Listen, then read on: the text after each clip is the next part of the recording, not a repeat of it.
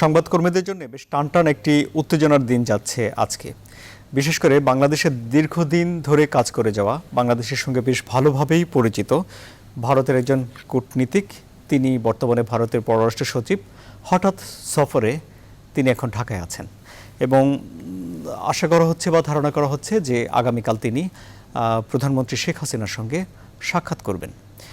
ভারতের সিনিয়র সাংবাদিকরা বলছেন যে তারা ধারণা করছেন যে নরেন্দ্র মোদীর কোনো একটি বার্তা নিয়ে তিনি বাংলাদেশের প্রধানমন্ত্রী শেখ হাসিনার সঙ্গে দেখা করবেন। বাংলাদেশের সিনিয়র সাংবাদিকদের অনেকেও একই ধরনের ধারণা পোষণ করছেন, কিন্তু কী সেই বার্তা সে সম্পর্কে তারা কোনো স্পষ্ট ধারণা দিতে পারেননি। এবং এই যে শৃঙ্খলা হঠাৎ করেই ঢাকায় চলে এলেন, এটি ঠিক করোনা মহামারীর সময়ের ভেতরে যখন এক দেশ থেকে অন্য দেশে যাওয়ার ব্যাপারে বেশ কিছু নানা রকম বিষয় আছে এখন, কিন্তু তার মধ্যে এই যে চলে এলেন এবং এর ফলে বাংলাদেশ এবং ভারতের যে সম্পর্ক সে সম্পর্ক আরও ভালোর দিকে যাচ্ছে বলে অনেকে ধারণা করছেন। তো আমরা আসলে আজ এই সফর ঘিরে বাংলাদেশ ভারত, এই সফরকে সামনে রেখে বাংলাদেশ ভারত সম্পর্ক নিয়ে আরও একবার আপনাদের সামনে হাজির হয়েছি। আমি আনোয়ার সাদি আপনাদের সঙ্গে আছি। আপনারা দেখছেন জনতন্ত্র গণতন্ত্র। আমার আমন্ত্রিত অতিথি তিনজন।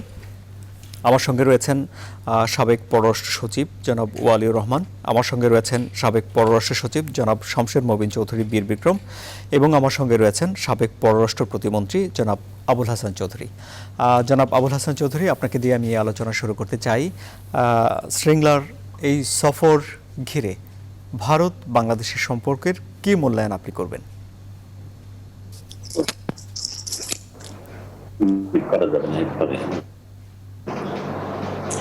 আমাকে জিজ্ঞেস করছেন? জি, আপনাকে দিয়ে অনুষ্ঠান শুরু করছি যে ভারতের পররাষ্ট্র সচিবের এই জি আপনাকে দিয়ে আমি প্রথমেই যেটা বলবো যে আমাদের জন্য অত্যন্ত শোকের মুহূর্ত। ৭৫ 15ই আগস্ট আমরা আমাদের সর্বকালের সর্বশ্রেষ্ঠ বাঙালি জাতির জনক বঙ্গবন্ধু শেখ মুজিবুর রহমান, বঙ্গমাতা বেগম ফজিলাতুন্নেসা সহ আমরা সকলেই জানি পরিবারের অনেক সদস্যদের আমরা হারিয়ে, এবং সেই শোক আমাদের চিরদিন বহন করতে হবে আল্লাহর দরবারে। তাদের যে সমস্ত হত্যাকারীরা এখনো হত্যার বিচার হবার পরেও দেশে বিদেশে পালিয়ে আছে, তাদেরকে আমরা খুব শিগগিরই ফেরত আনতে পারবো। দেখেন, বন্ধু প্রতিম ভারতের সাথে স্বাধীনতা লগ্নের থেকে আমাদের একটা দৃঢ় বন্ধুত্ব, এবং স্বাধীন সার্বভৌম বাংলাদেশ, যেটা পররাষ্ট্র নীতির ক্ষেত্রে মূল মন্ত্র স্থাপন স্বয়ং বঙ্গবন্ধু করেছিলেন, friendship towards all, malice towards none, সেইটি আমাদের একেবারে মূল স্তম্ভ। আমরা সকল দেশের সাথেই পৃথিবীর সাথে বন্ধুত্ব করি, কিন্তু তারপরে একটা কথা থেকে যায় যে স্বাধীন সার্বভৌম বাংলাদেশ স্বাধীন ভারতের সাথে একটা ঐতিহাসিক কারণে একটা অন্য সম্পর্ক। তা আমি যে সমস্ত কথা বলা হচ্ছে তাৎপর্যপূর্ণ, অবশ্যই এই সময়ে ভারতের পররাষ্ট্র সচিবের আসাটা গুরুত্বপূর্ণ, কিন্তু সেটার আরেকটা কারণ ইতিবাচক দিক থেকে আমি যেটা দেখবো যে বাংলাদেশের মাননীয় প্রধানমন্ত্রী, বঙ্গবন্ধু কন্যা প্রধানমন্ত্রী শেখ হাসিনা বাংলাদেশকে এমনই একটা শুধুমাত্র আঞ্চলিক পর্যায়ে নয়, বিশ্ব পরিমণ্ডলে একটা অত্যন্ত গুরুত্বপূর্ণ জায়গায় এনেছেন, যে বাংলাদেশের সাথে সদ্ভাব রাখার জন্য পার্শ্ববর্তী ভারত সহ অন্যান্য দেশ, এবং আমরা কিছুদিন আগে দেখেছি চীন থেকেও একটা অত্যন্ত বন্ধুত্বপূর্ণ আপনার বাংলাদেশের প্রতি তারা হাত বাড়িয়ে দিয়েছে। সো আমাদের একটা কথা খুব ক্লিয়ারলি বলতে হবে, আমাদের দেশের সাথে অন্য কোনো দেশের শত্রুতা নেই, এবং এটা দৃঢ়ভাবে প্রতিষ্ঠা এখন হয়েছে মাননীয় প্রধানমন্ত্রী শেখ হাসিনার নেতৃত্বে। আমাদের সকলের সাথেই বন্ধুত্ব। কয়েকদিন আগে মিনিস্টার খুব সুন্দরভাবে বলেছেন যে আমাদের জি আরেকটা জায়গা যেটা রিলেশনশিপ ইজ দেয়ার। সো আমি অবশ্যই, যেখানে ভারতের পররাষ্ট্র সচিব আসছেন, এখানে দুইজন অত্যন্ত বিজ্ঞ অভিজ্ঞতা সম্পন্ন কূটনীতিবিদ আমাদের এখানে উপস্থিত আছেন, অবশ্যই ভারতের প্রধানমন্ত্রী থেকে বার্তা আনবেন। আমি একটা কথা বলি, শেষ করব। আমাদের দীর্ঘদিনের আকাঙ্ক্ষা পানির ন্যায্য মূল্য আমরা পাবো, তারপরে অন্য দেশ হলে হয়তো যেভাবে আমরা কথাবার্তা বলতে আরো যে আমাদের সীমান্তে জি, যে জনাব- কিলিংস চলছে, এটা একেবারে আমরা বারবার শুনেছি। আমি আমি আশা করব হ্যাঁ, আমি আপনার কাছে আসছি। জনাব শমশের মবিন চৌধুরী বীর বিক্রম, কি মূল্যায়ন আপনার? কি মনে হচ্ছে এই সফরকে? এগিয়ে যেতে পারবো। আরো নিঃসন্দেহে একটা সুযোগ হবে। ভারতের এই আমরা একটু জনাব শমশের মবিন চৌধুরীর, জি জনাব আবুল হাসান চৌধুরী, আমরা আবারও আপনার কাছে আসবো। আমরা একটু জনাব শমশের মবিন চৌধুরীর কাছে শুনি। ধন্যবাদ। ভারতের পররাষ্ট্র সচিব যে বর্তমানে ঢাকায় এসছেন, নিঃসন্দেহে এটাকে আকস্মিকই বলতে হবে। কারণ আমার দীর্ঘদিনের অভিজ্ঞতা পররাষ্ট্র মন্ত্রণালয়ে পরে পরবর্তী পররাষ্ট্র সচিব হিসাবে, যে কোনো দেশের সচিব পর্যায়ে যখন কোনো সফর হয়, ভারতের বিশেষ করে, এটা এটা কয়েকদিন আগে গণমাধ্যমে আসে, এটা নিয়ে আলোচনা হয়, সরকারি একটি ঘোষণা দেওয়া হয় যে ভারতের তরফ থেকে এবং বাংলাদেশের তরফ থেকে যে পররাষ্ট্র সচিব অমুক তারিখে আসবেন এবং এসে উনি এইসব বিষয়ে আলাপ করবেন বা কার কার সাথে দেখা করবেন। এটা কালকে রাত্রে, গভীর রাতে, শুধু আপনাদের স্ক্রোলে দেখলাম, অন্যান্য টেলিভিশন বাংলাদেশের স্ক্রোলে দেখলাম যে ভারতের পররাষ্ট্র সচিব একদিনের সফরে, ঝটিকা সফরে বাংলাদেশে আসছেন, প্রধানমন্ত্রীর সঙ্গে উনি বৈঠক করবেন। কিন্তু উনি আজকে সকালে বোধহয় এসে পৌঁছেছেন। এখন পর্যন্ত মাননীয় প্রধানমন্ত্রীর সাথে ওনার বৈঠক এখনো হয়নি। পররাষ্ট্রমন্ত্রীর সঙ্গে ওনার কোনো বৈঠক হয়েছে কিনা সেটাও আমরা খবর পাইনি। আপনারা পেয়েছেন কিনা আমরা জানি না গণমাধ্যমে।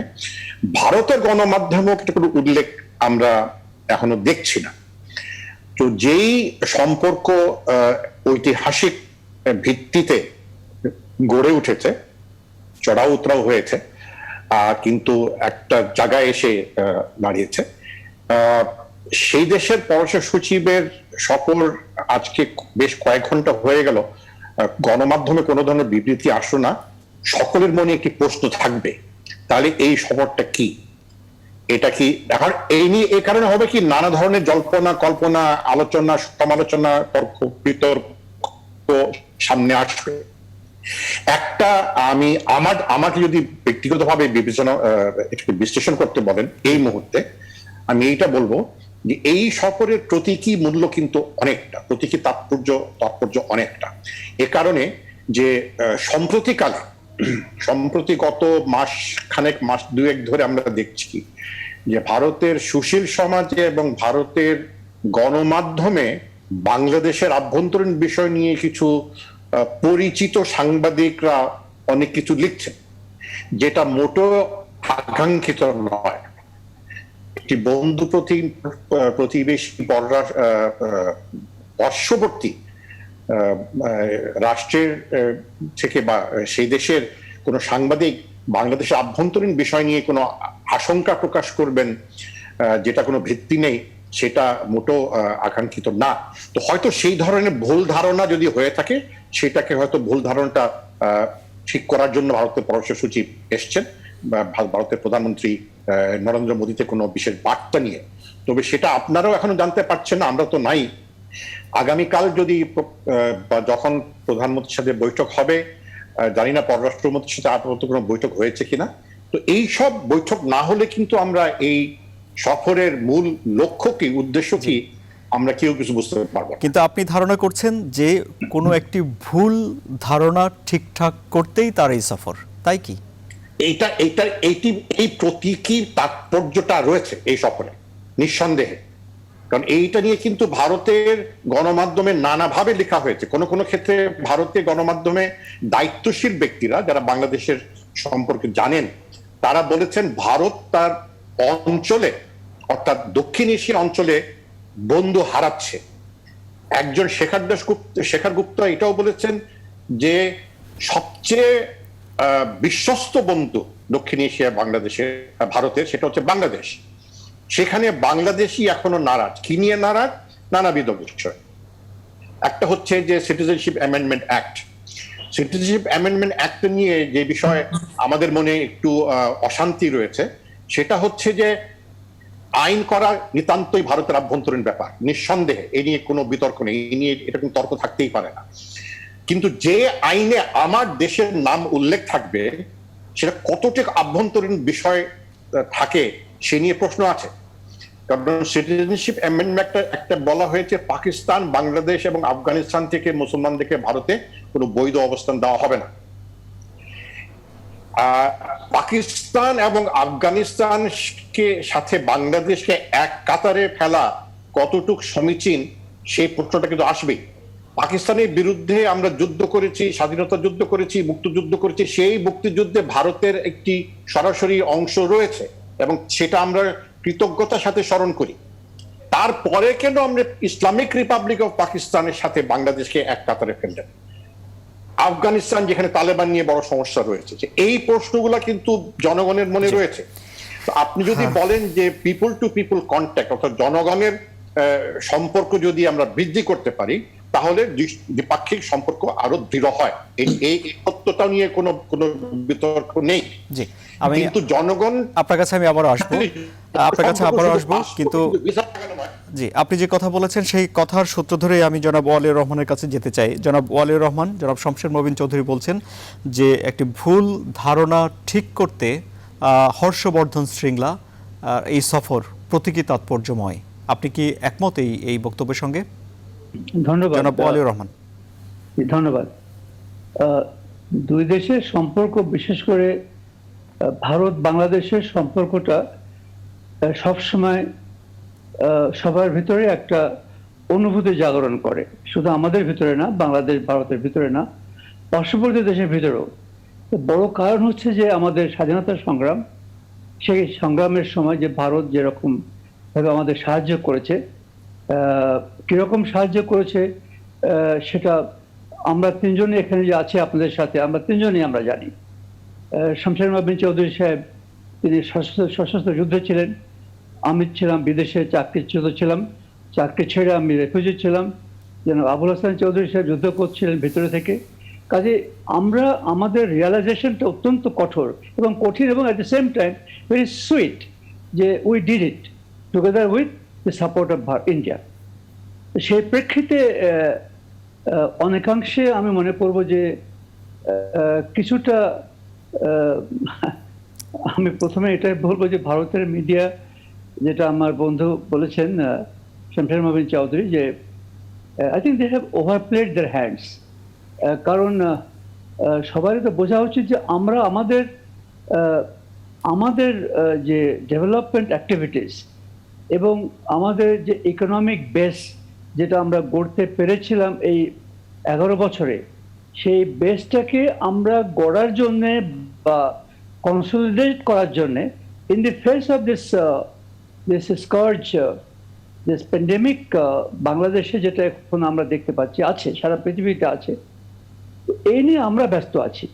আই ক্যান সি যে entire Bangladesh bureaucracy, Prime Minister herself, her establishment, her secretariat, and everybody, আমরা এই নিয়ে ব্যস্ত আছি। সেখানে হঠাৎ করে ভারতের কিছু এই নাম বলা হলো, আরও আছেন, বেশ আরও কয়েকজন লিখেছেন, লেখার চেষ্টা করছেন, বলেছেন। প্রথমে কলকাতায় কয়েকটা কাগজে উঠলো, তারপরে দিল্লিতে উঠলো। দিস আর আননেসেসারি স্পেকুলেশনস, কারণ we are a small country but we are a big nation. এটা বুঝতে হবে যে Bangladesh is a small country but we are a very big nation because we fought a war যেটা comparable to any other war anywhere in the world in the past 1000 years, you can say, including the wars in Europe. এই প্রেক্ষিতে আমি মনে করব যে বন্ধুবর হর্ষবর্ধন সাহেব এসে মাননীয় প্রধানমন্ত্রীকে নিশ্চয়ই তিনি কিছু বলবেন এ ব্যাপারে। এছাড়া যে তাদের সাথে যে বর্তমান আমাদের যে ইকোনমিক ডেভেলপমেন্ট চলছে, particularly in the area of connectivity, যেটা জানি আমরা প্রায় 15 বছর আগে আমি এবং আমার সাবেক স্টেট মিনিস্টার আবুল হাসান চৌধুরী সাহেব আমরা অনেক দৌড়ঝাঁপ করেছি বাংলাদেশে, এখান থেকে ওখানে মিটিং করে সেমিনার করেছি। সে কানেক্টিভিটি কিন্তু আমরা চোখে দেখে যাচ্ছি। অন্তত in my case I am very proud to see that connectivity is working. অনেকে তখন এটাকে হেসে ফেলে দিয়েছেন যে না এটা চলবে না। Now it is working in spite of the inaction of or moribund condition of SARC. SARC is moribund, is almost dead. তবুও কানেক্টিভিটি আমাদের চলছে বাকি দেশগুলোর ভিতরে, BBIN, then BIMSTEC and what have you. So এই যে কথাগুলো বলছি আমি এই জন্য যে these are two areas, development, and India has made considerable investment in Bangladesh. এই তো গত সপ্তাহে এতগুলো ট্রেনের বগি দিয়ে গেল তারা।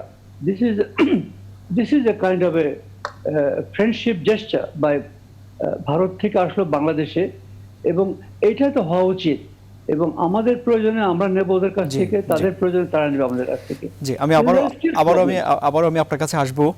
আমি একটু আবারও জনাব আবুল হাসান চৌধুরীর কাছে যেতে চাই। জনাব আবুল হাসান চৌধুরী, একটি দেশের সংবাদপত্রে কি প্রতিবেদন ছাপা হলো তার উপরে কি সেই দেশের পররাষ্ট্র নীতি বা সম্পর্ক বা এই বিষয়গুলো সম্পর্কিত হয়ে পড়ে, প্রভাবিত হয়ে পড়ে?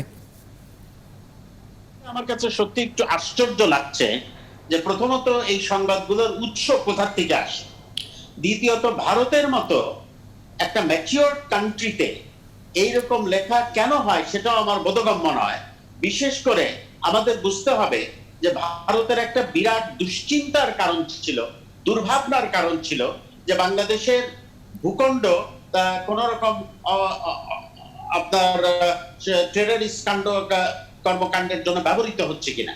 সেই ব্যাপারে মাননীয় প্রধানমন্ত্রী যে বলিষ্ঠ ভূমিকা নিয়েছেন, অনেকে বলেন এবং সেটার মধ্যে যথার্থতা আছে যে কিছুটা ঝুঁকি নিয়েও ভূমিকা নিয়েছেন, সেটা তো ভারত বারবার ভারতের পত্র পত্রিকার মাধ্যমে সেটা স্বীকৃত হয়েছে।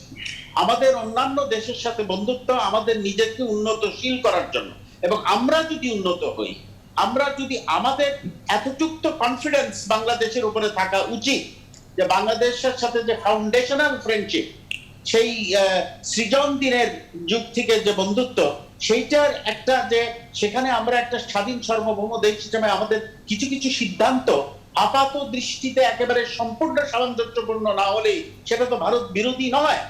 আমি যেটা একটু আগেও বলছিলাম, হয়তো যান্ত্রিক গোলযোগের কারণে হঠাৎ করে লাইনটা থেমে গিয়েছিল, যে অবশ্যই ভারতের পররাষ্ট্র সচিব যেখানে আসছেন সেখানে তিনি কোনো না কোনো বার্তা নিয়ে আসবেন, কিন্তু একটা জিনিস এই আমাদের বন্ধুত্ব গিভস আস এ রাইট যে খুব মন খুলে কথা বলতে হবে, এবং মন খুলে কথা ব্যাপারে আমি তিস্তার ব্যাপারে বলেছি, বাণিজ্য ঘাটতির ব্যাপারে বলেছি, আজকে সীমান্তে যে আপনার হতাহত হচ্ছে আমাদের দেশের নাগরিকরা, এটা এবং তাছাড়াও এটা তো অস্বীকার করার কোনো উপায় নাই যে একটা দেশের আইন যাই থাকুক না কেন, সে আইন সম্বন্ধে যদি কোন রকম একটু সন্দেহ থাকে, মনের ভিতরে একটা ভাব থাকে জনগণের, এবং সেটা হতেই পারে যে আমাদের দেশে এটা একটা আপনার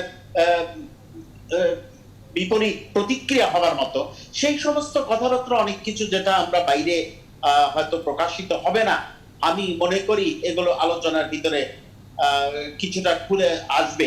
সেটা একটা হতে পারে যে কোনো একটা জট বাঁধার আগেই পররাষ্ট্র ভারত সরকার চিন্তা করেছেন যে তাদের পররাষ্ট্র সচিবকে পাঠাবেন। কিন্তু আমি যেটা বলতে চাচ্ছি যে ভারতকে বুঝতে হবে। আচ্ছা, আমি একটা ছোট্ট প্রশ্ন মাঝখানে রাখতেই চাই। যেমন জনাব শমশের মবিন চৌধুরী ধারণা করছেন যে ভুল ধারণা ঠিক করতে তিনি এসেছেন, আপনি ধারণা করছেন যে কোনো একটা জট লাগার আগেই আমাদের বন্ধু দেশ থেকে প্রতিনিধি চলে এসেছেন, তাই কি ব্যাপারটা? করি যে ভারতের মতো একটা কয়েকটা আর্টিকেল লেখা হলো, এরকম হাজারটা আর্টিকেল ভারতের পত্র পত্রিকা লেখা হয়, ওদের চ্যানেলে বহু রকমের আলোচনা হতে থাকে প্রতিদিন। It's a very vibrant media. সেখানে কয়েকটা আর্টিকেল লেখা হলো যেটার আমি কোনো ভিত্তি খুঁজে পাচ্ছি না, কারণ আমাদের সম্পর্ক যেটা বারবার বলার কি প্রয়োজন, এটা তো আমাদের মানে এক্সিস্টেন্সিয়াল রিলেশনশিপ, ভারতের সাথে একটা অত্যন্ত গভীর সম্পর্ক, এটা ইনশাল্লাহ বলবৎ থাকবে। কিন্তু তারপরে আমাদের দেশে যেমন একটা উদাহরণ যদি আমি দেই, আমরা সকলেই জানি ভারতের সাথে আজকে বর্তমানে চীনের কি সম্পর্ক। তারপরেও চীন হচ্ছে ভারতের সবচেয়ে বড় আপনার ট্রেডিং পার্টনার। ভারতের সাথে চীনের কাছে ভারত সবচেয়ে বেশি বিক্রি করে, about $54 বিলিয়ন, আর চীন বোধহয় 200-রও বেশি বিলিয়ন ডলার ভারতের বাজারে তারা রপ্তানি করে। So, এগুলো কতগুলো মোটা দাগে তো বুঝতে হবে যে there is a trade relationship, there is a commercial relationship, এবং জি। it is our sovereign right to decide what G, we আমি do আমি for আমি it. আপ- আমি আপনার কাছে আমি আবার আসবো।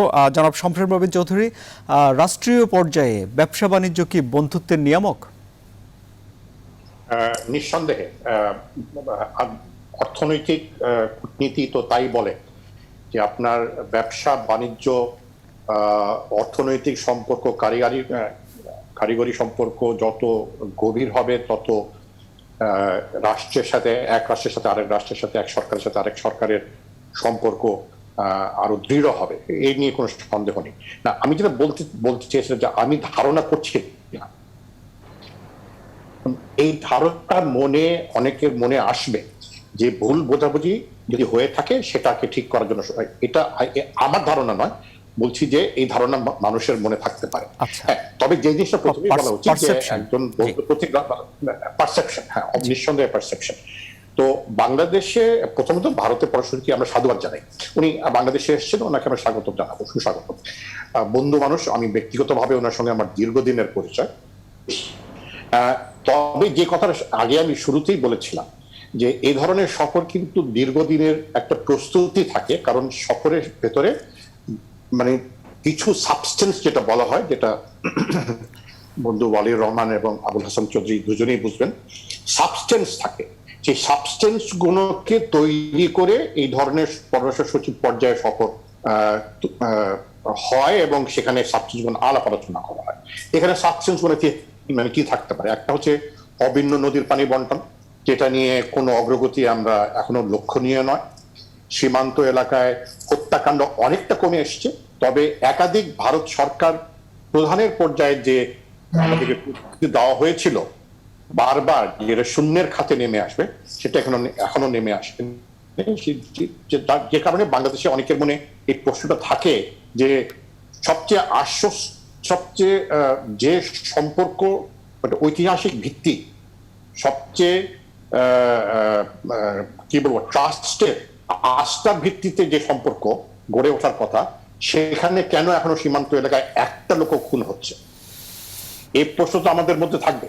তো আমি আশা করব যে অভিন্ন নদীর পানির বন্টনে ভারতের সঙ্গে কিন্তু আমাদের বাণিজ্যের তেমন কোনো এখন টানাপোড়া নেই। হ্যাঁ, ভারত আমাদেরকে অনেক শুল্কমুক্ত সুবিধা দিচ্ছে।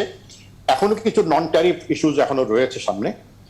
রোহিঙ্গা ক্ষেত্রে কিন্তু আমি যদি একদম মানে স্পষ্ট ভাষায় বলি, আমার মনে হয় এখানে ভারতের ভূমিকা কতটুক আসলে ভারত করতে পারবে সেটা আমি খুব আমি সঠিক আমি বুঝতে পারি না।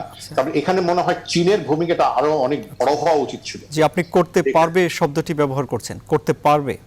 হ্যাঁ, না করতে পারবে কি না, ভারত এই কতটুক তাদের এই লেভারেজ ব্যবহার করতে পারবে, কারণ তুলনামূলকভাবে চীনের লেভারেজ কিন্তু অনেক বেশি মিয়ানমারের ওপর, কিন্তু চীন কিন্তু এখানে ইতিবাচক ভূমিকা এখন পর্যন্ত রাখিনি, যেখানে একটা সমাধান খুঁজে বের করা হয়েছে।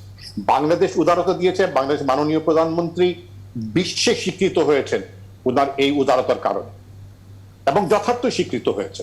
তো সেখানে এটা একটা বিষয়, হয়তো রোহিঙ্গার ব্যাপারে উনি কোনো বার্তা নিয়ে আসছেন কিনা আমরা জানি না। আগামী কালকে বৈঠকগুলো যদি হয়ে থাকে, হওয়ার পরে হয়তো আমরা আরো পরিষ্কার বুঝতে পারবো এই সফরের আসল বিষয়টা কি। এই যে সফরের প্রস্তুতিটা বা প্রস্তুতিহীনতা নিয়ে প্রশ্ন জেগেছে। হঠাৎ রাত্রে 11টায় স্ক্রোলে দেখলাম যে ভারতের পররাষ্ট্র সচিব একটি ঝটিকা সফরে আসছেন, প্রধানমন্ত্রীর সাথে বৈঠক করবেন। তাহলে কি শুধু সফরটা প্রধানমন্ত্রীর সঙ্গে বৈঠক ভিত্তিক, নাকি দ্বিপাক্ষিক বিষয় আলাপ আলোচনার সাথে বাংলাদেশ পররাষ্ট্র সচিবের সাথে উনি দ্বিপাক্ষিক একটা বৈঠকে বসবেন? জি, এই প্রসঙ্গ নিয়ে আমরা হ্যাঁ, আজানের বিরতির সময় হয়ে গেল, একটা ছোট বিরতি নিচ্ছি। বিরতির পর এসে এই প্রসঙ্গে অবশ্যই আরো আলোচনা করব। আমাদের সঙ্গে থাকুন সুপ্রিয় দর্শক।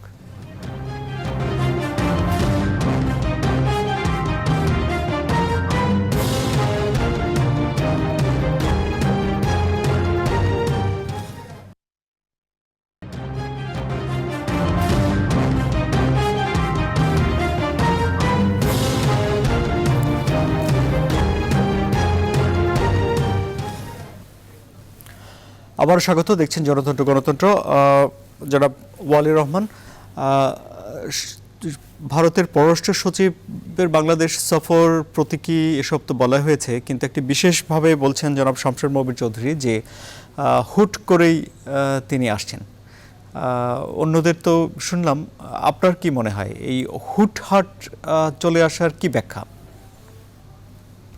আমি জিনিসটাকে এইভাবে বলবো যে হুটহাট ওয়েল উনি আসছেন, হঠাৎই আসছেন। তবে দুই বন্ধু রাষ্ট্রের ভিতরে এরকম আসা যাওয়াটা খুব অস্বাভাবিক বলে মনে করি না আমি। এবং তিনি আসছেন, আমি মনে করব যে তিনি এসেছেন, সেটা আমার জন্য গুরুত্বপূর্ণ। এখন আমাদের জন্য আমি অপেক্ষা করছি যে কালকে তিনি মাননীয় প্রধানমন্ত্রীর সঙ্গে সাক্ষাতে কি আলাপ হয়। এবং আমরা with the benefit of hindsight that we all have, three of us, we can only speculate যে আমাদের দেশের ন্যাশনাল ইন্টারেস্ট হাতে রেখে, সামনে রেখে, ভারতেরও ন্যাশনাল ইন্টারেস্ট আছে। তারা কি বলবে সেখানে আমাদের কি বক্তব্য থাকতে পারে। আমার মনে হয় যে এ পর্যন্ত এমন কিছু ঘটেনি যার জন্য তাকে হঠাৎ করে কিছু একটা এরকম আসতে হবে এভাবে। বাট একসেপ্টিং যেটা যেটা দেখছি আমি যে লাদাখ নিয়ে যে ভারত এবং চায়না যে স্ট্যান্ড অফটা আছে, আমার মনে হয় যে আমার পিওর কনজেকচার যে সিংলা সাহেব আসছেন এখানে আমাদের প্রধানমন্ত্রীকে ব্রিফ করতে, বলতে এবং জানাতে, এবং ভারতের পজিশনটা কি সেটা আমাদের জানানো দরকার। আমি মনে করি ভালো এটা।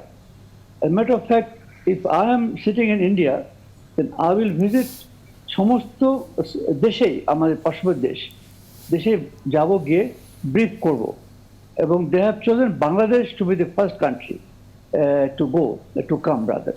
কাজে this is very, I will say this in my mind, I may be wrong, totally wrong, কালকে জানা যাবে এটা, by now will know. In my mind, this is the number one priority at this moment for India, the relationship with China. At the same time, এটাও বলতে হবে যেটা state minister সাহেব বলেছেন যে China continues to be the largest trading partner. Bharat এবং চীন দুজনে ওদের এক্সপোর্ট ইম্পোর্ট টোটাল হচ্ছে about $75 billion. One of the largest, they have the largest the export-import possibility in the world. কাজে চায়না এটা ছাড়তে চায় না, যদিও সেখানে সমস্যা হচ্ছে চীনের যে টেক কোম্পানিগুলো ভারত ওখান থেকে চলে যেতে বলছে। একটা জনমত গড়ার চেষ্টা করা হচ্ছে যে হটাও চীন, চীনের কোনো জিনিসপত্র আমরা কিনবো না। বাট মজা হচ্ছে যে ভারত শুধু না, হোল ওয়ার্ল্ড, আপনি আমেরিকা যান না কেন, এখন আমেরিকার বাজারে দেখেন চীনের মালপত্র সয়লাব ভর্তি হয়ে গেছে। যখন যাবে কোনো সুপার মার্কেটে চায়না জিনিসপত্র চিপ, বেশি চায়নাকে সত্যি বলা হয় মার্কেট প্লেস ওয়ার্ল্ড, এখনো তাই বলা হয়, বিকজ দে আর চিপ। কাজে এই হিসেবে বলবো আমি যে this is, I think, more for informing kind of advising, যে ভারতের সাথে চীনের সাথে যে ফেস আপটা হলো, সেখানে ভারতের পজিশনটা কি, কেন হয়েছে, এবং হোয়াটস হ্যাপনিং নাও। আমরা তো খবর জানি, সব কিছু জানি আমরা কি এখন আছে। Things are not yet very calm, things are still very uncertain there. I think that will be the most important thing. কারণ অন্যান্যগুলো ভারতের সঙ্গে আমাদের যে অর্থনৈতিক কর্মকাণ্ড খুব সুন্দরভাবে চলছে।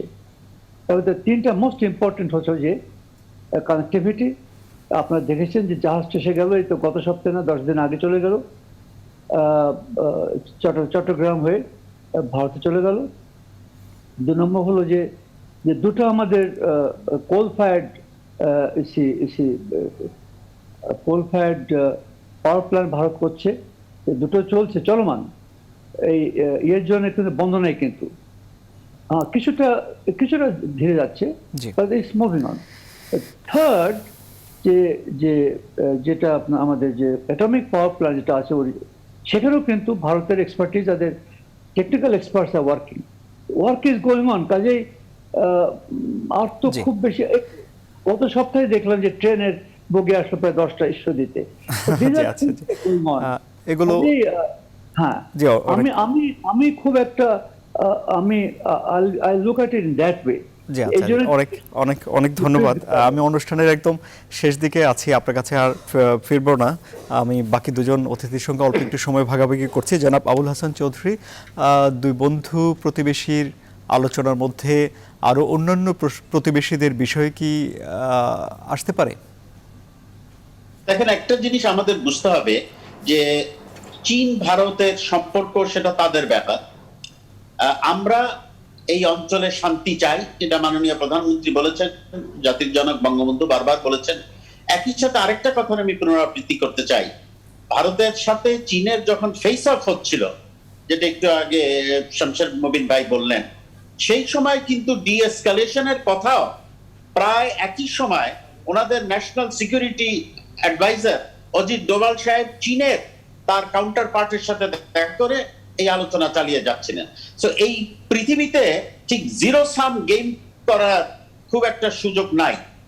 আশা করব, এবং এটা যদি এখনো এইটা সুপ্রতিষ্ঠিত না হয়, এই দেশের একজন নাগরিক হিসাবে আমার একটু দুঃখ পাওয়ার কথা আছে যে বাংলাদেশের সাথে ভারতের যে অত্যন্ত সুন্দর সম্পর্ক, তাতে তাদের বুঝতে হবে যে আমাদের স্বাধীন দেশ হিসাবে আমাদের দেশকে উন্নতির দিকে নিয়ে যাবার জন্য চীন সহ, ইউরোপ সহ, মার্কিন যুক্তরাষ্ট্র সহ পৃথিবীর সব দেশের সাথে আমাদের ভালো সম্পর্ক থাকলেও সেটা not at the expense of a relationship with anyone, particularly India. Because তাদের সাথে আমাদের যেটাই আমরা অকপটে স্বীকার করব, তাদের বিরাট একটা ভূমিকা আমাদের মুক্তি সংগ্রামে, আমাদের স্বাধীনতা সংগ্রামের সময়। সেই জন্য সেই প্রেক্ষিতে আমি মনে করি যে এই ব্রিফিং এর মাধ্যমে একটা সুযোগ হবে উচ্চ পর্যায়ে সেটার ব্যাপারে আবারও যদি কোনো আশ্বস্ততার প্রয়োজন হয় করা। কিন্তু আমার কাছে আবারও আমি এই সুযোগ নিয়ে এটা বলবো যে কে একজন কি লিখলেন, ভারতের এত হাজার হাজার পত্র পত্রিকা আছে, আমি জানি তিনি একসময় একটা প্রথম সারির সাংবাদিক ছিলেন, সেটাকে নিয়ে এত চিন্তা ভাবনার বোধহয় কোনো প্রয়োজন নাই। কারণ আমাদের দৃঢ় ভিত্তির উপরে আমাদের সম্পর্ক, আমাদের বন্ধুত্ব প্রতিষ্ঠিত। তারপরে আমাদের যে সমস্ত বিদ্যমান সমস্যা রয়েছে, সীমান্তে আমাদের যে হতাহতের কথা আছে, আরো অন্য যেগুলো ব্যক্ত করা হয়েছে, সেগুলো নিয়ে আমি মনে করি মানুষের পিপল টু পিপল ফ্রেন্ডশিপের ঊর্ধ্বে কিছুই নয়। মাননীয় প্রধানমন্ত্রীর হাতকে জোরদার করার জন্য ভারতেরও এইসব ব্যাপারে খুব যত্নশীল হতে হবে, এবং এমন কিছু করা উচিত হবে না যেটা আমাদের সেনসিটিভিটিকেও কোনোভাবে আঘাত করতে পারে। জি, অনেক অনেক অনেক ধন্যবাদ। সবশেষ অনুষ্ঠানের শেষ কথাগুলো শোনার জন্য আমি জনাব শামসুর মুবিন চৌধুরীর কাছে যাচ্ছি। আপনার জন্য 2 মিনিট সময়। আমি আর কোনো প্রশ্ন রাখলাম না। ভারতের পররাষ্ট্র সচিবের এই সফরটাকে ইতিবাচকভাবে আমি দেখতে চাই। আমি দেখতে চাই এ কারণে যে উনি যদি ভারতের প্রধানমন্ত্রী থেকে কোনো বিশেষ বার্তা নিয়ে আসেন আমাদের মাননীয় প্রধানমন্ত্রীর জন্য, সেটা নিশ্চয়ই কোনো উদ্বেগের কোনো বার্তা হবে না, আমাদের জন্য একটা হয়তো দ্বিপাক্ষিক সম্পর্কটাকে আরো এগিয়ে নিয়ে যাওয়ার সুযোগ সৃষ্টি করবে। আমি সেইভাবে এই সফরটাকে দেখতে চাই। যদি উনি চীনের ব্যাপারে ব্রিফিং করতে আসেন, সেটাও অস্বাভাবিক কিছু নয়, এটা একটি সরকারের করার কারণ থেকে থাকে। তবে এই অঞ্চলে যদি অস্থিরতা বিরাজ করে, এখানে কিন্তু বাংলাদেশের প্রাসঙ্গিকতা ভুললে চলবে না।